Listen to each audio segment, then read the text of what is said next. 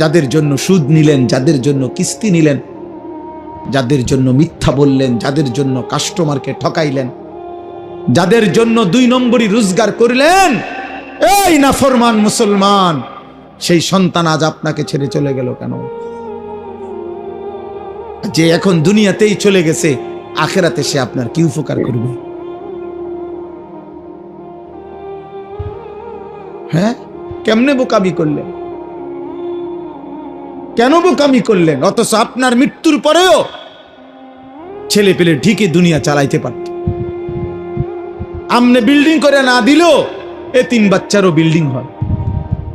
এমন অসংখ্য এতিম সন্তান যে তার বাবাকে জন্মের সময়ও দেখে নাই, পরবর্তীতে তার বাড়িও হয়েছে, গাড়িও হয়েছে, বিল্ডিংও হয়েছে, বিয়েও করছে, বাচ্চা কাচ্চাও হয়েছে। কোনো কিছু আপনার জন্য আটকায় নাই। দুনিয়া আটকায় না, দুনিয়া সবাই পারে মিয়া। ফালতু এই দুনিয়া, তুচ্ছ এই দুনিয়া, খোদার কসম এটা কিচ্ছু কঠিন না।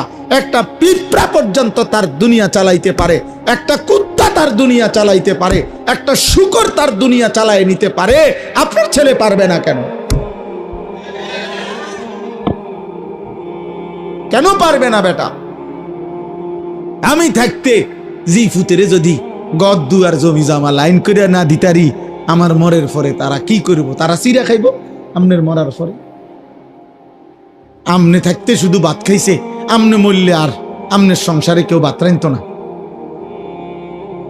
আমনে মরার পরে আর বিল্ডিং হবে না, আমনের মরার পরে ব্রিকফিল্ড সব বন্ধ হয়ে যাইব, আমনে মরার পরে রাজমিস্ত্রিরা সব বাইর যাবো গা। ধোকা ধোকা ধোকা ধোকা। এই জন্য বাবাদেরকে বললাম, বাবা আখেরাত মিলান, আখেরাত। দুনিয়া মিলাইয়েন না, দুনিয়ার হিসাব দিয়া তৃপ্ত হইয়েন না, দুনিয়া মিলাবেন না। কিশোর যুবক ছেলে তোমরাও